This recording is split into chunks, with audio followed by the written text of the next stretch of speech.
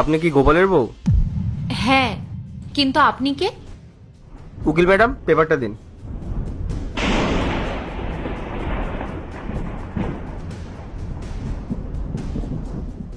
Paper? Sir, আপনি কি আমাদের দোকানটা তুলে দেবেন? স্যার, দয়া করে এরকম করবেন না। আপনি আগে এই পেপারটা সাইন করে দিন। এটা আপনার বাড়ির পেপার। বাড়ির পেপার?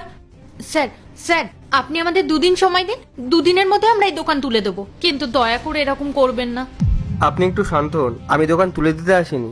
আমি গোপালের ছোটবেলার বন্ধু, ওর বেস্ট ফ্রেন্ড। ছোটবেলার বন্ধু? কেন মজা করছেন স্যার? কোথায় আপনি আর কোথায় গোপাল?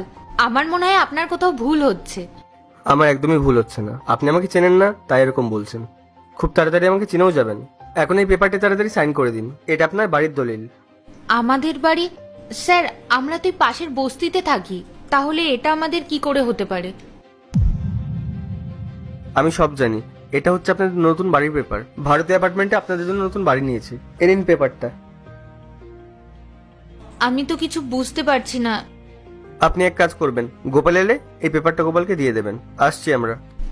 স্যার, আপনার নাম তো আমি জানি না। গোপাল এলে আমি ওকে কি বলবো? ও হ্যাঁ, এই কার্ডটাকে দিয়ে দেবেন। প্রথমে আমার নাম বলবেন না, আগে বলবেন ওর ছোটবেলার বন্ধু এসেছিল। ও বুঝতে পারলে অনেক খুশি হবে।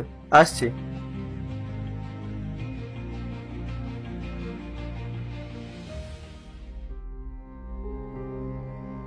ও স্যার, আমার একটা কথা জানতে খুব ইচ্ছা করছিল।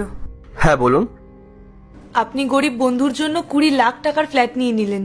সত্যি আপনার মতন মানুষ আমি এই পৃথিবীতে খুব কমই দেখেছি।